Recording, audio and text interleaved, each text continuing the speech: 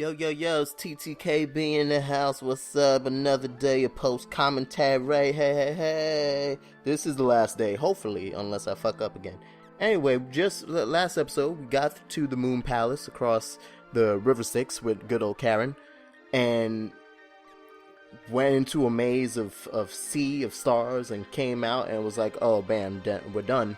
And right now, I'm actually checking out, and we got Luna, the moon spirit.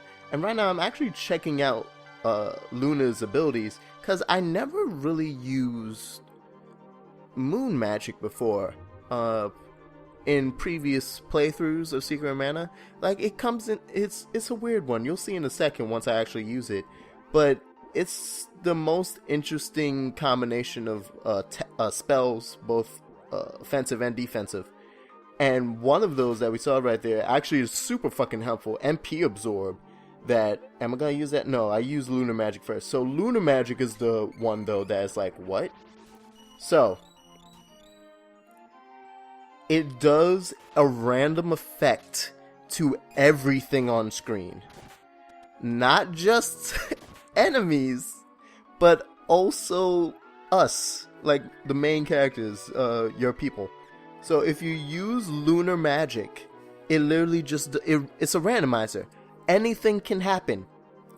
And I'm pretty sure that includes bad things, because as you saw there, we all got knocked out. We got knocked unconscious. And it could be worse than that. I'm pretty sure you could get poisoned, you can get confused and have your controls mixed around. A lot can happen with Lunar Magic, which makes it freaking like a crazy spell to use. And I think that might be why I never really used the Moon Spirit before, Luna, because that can go really well, or it can destroy you.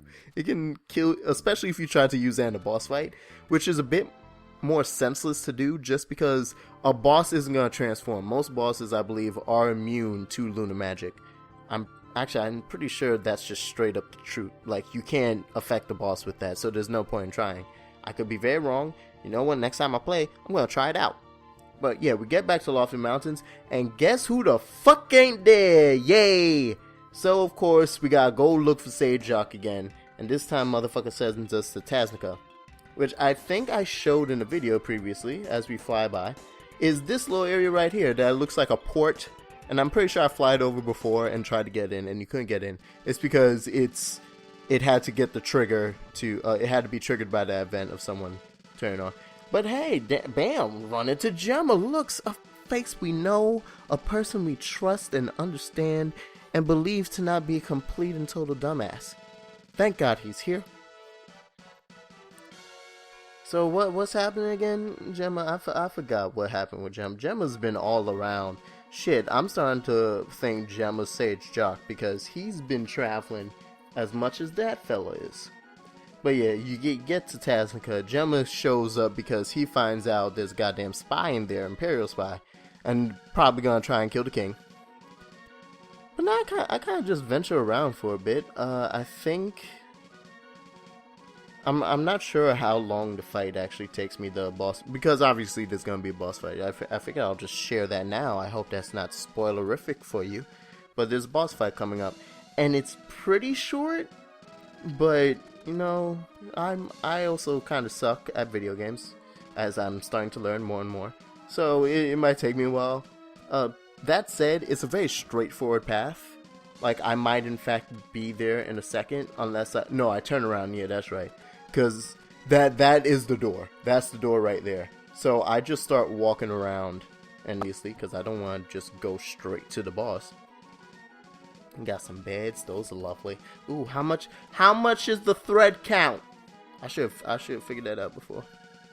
I bet you it's shitty thread count. Goddamn empires and kingdoms.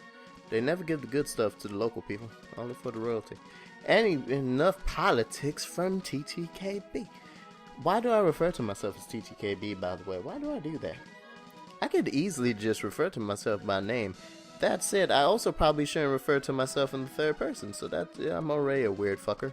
So, it doesn't really change anything. Anywho, still going around, we looped around. That's why I say it's very straightforward. It's a legit just a loop. You can't get lost here, thankfully, because that would be double annoying. Walking around. Now I think this time I'm gonna head towards the boss. I think, maybe.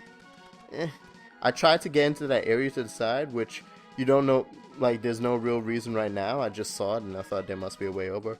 But after we beat the boss, it's like, wait, no, I can get over there. And here we are. We talk to the king. Hey, Kingy, how are you? He threatens us and says we must be spies. Which at this point, I find really ridiculous. Why am I always the spy? Is this how everyone greets strangers now? Like, you just assume the worst and go like, hey, kill him? It's ridiculous. It gets ridiculous. But thankfully, a guard realizes that that's not the king. Which also seems a bit funny. That how long have you been with the king and you didn't realize that was the king? Because they've been in there. They're the king's guard. That means they've been hanging with this king since the king has changed. Like, since the boss, how we're gonna see right now, the Imperial spy is the fucking black ninja. Dark ninja, my bad. Sorry for being a little racist. No, it's not racist, it's just a fucking black dark. Same thing in this case. It's fucking dark stalker. I even called it a ninja. That's double stereotyping. Anyway. Yeah, how did he not know us? Oh yeah, by the way, he hits hard. So don't get hit by him, like Susie, the dumb bimbo. Yeah. So I bring her back to life. That said, though, one, he fears Lumina, which is awesome, especially now that I brought Susie back to life. Even though I then remember I need to give her a fucking nut. Gotta give her my nut. So yeah, just avoid getting hit by Darkstalker. Physical attacks. He does have magic attacks, but I don't remember if they're very effective and or if he uses them often. At least not in this fight, because I start spamming Lucent Beam like no end, and he has barely any health. This ends really quickly. Okay, so yeah, no, he has Ice Saber and stuff, so that's usually how he gets you. Is he puts Ice Saber on his weapons, and then he fucking just starts hitting you. And yeah, that was the fight. I didn't even finish explaining how he works. That was the fight. That's why it's super easy as long as you realize right there. And thankfully, that actually works in video form because anyone watching this will see right away. Okay, don't fight him head on physically because he can kick your ass physically. But if he can't touch you, he's dead in like a matter of seconds. So yeah, wake up the king. The king's like, oh no, that happened. I went on that bender for like 2 weeks. Who am I? Who are you? Susie, what are you doing here? I told you that I'd call you next Tuesday. Because Susie has a thing going with the king. Yeah. But yeah, then he congratulates us. Everybody's happy. Gemma's telling me I did well. Oh, and he gives us another swords orb. Which actually, there you go. That's actually, I forgot about that. In, I think it was last episode, the episode before. Yeah, it was last episode when we got the upgrade and it's to Excalibur. And I was talking about how Excalibur is actually just a name, one of the many names for the same holy sword throughout mythology. Because they're often referred to differently. But several of the myths have then connected and say, no, it's the same sword from so and so and so. But that sword's orb doesn't upgrade the sword to the... It doesn't upgrade the sword to the mana sword, which is the top tier in this game. So I think there's another orb left. Either there's another orb left, or that's actually the last orb. Oh, and now I remember what freaking... I even put the orb on in this video, I'm pretty sure. Which is why I'm now flying around. I'm trying to find a place to land so I can just use the sword's orb and upgrade my sword now.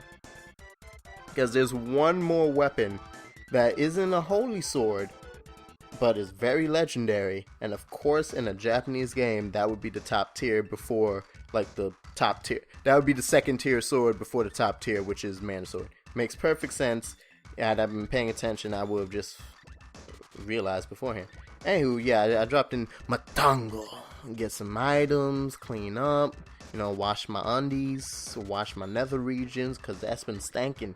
You ever try and ride a dragon for like 2 days straight? You're gonna have a lot of things happening down there that you can't explain.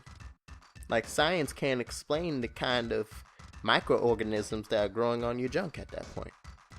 Mainly because the dragon's a mythological creature, so science can't explain that. Therefore, they can't explain the bacteria floating around in its fur. Anywho, find Watts. Hop on in. I'm gonna upgrade the sword now, thankfully. Finally. God, it's taking forever. He's telling me he thought I already left. I did. It's been months, man. I haven't been here in ages. I've been riding a fucking dragon. Anywho, forge it and boom, Masamune. Which, as I said, not a holy sword. I'm pretty sure Masamune is the evil one. Which is also very funny. Masamune, the whole legend is that it's a demon slayer, isn't it? But it's a demon slayer, but it's not a holy sword, if I remember this correctly. I could also be thinking of its twin blade, which has a very similar name, but I can't actually remember right now. Anywho, yeah, Masamune. Get the new upgrade, I sleep, I save a bit, but this is the end of the episode, and this is the end of my post-commentary. I hope you enjoyed this change of pace. These episodes have been a bit shorter because it's like, I'm not going to show you the whole fucking thing if you're not going to hear every mundane and ridiculous joke I make. But with that, I'll see you in the next episode of Secret Mana.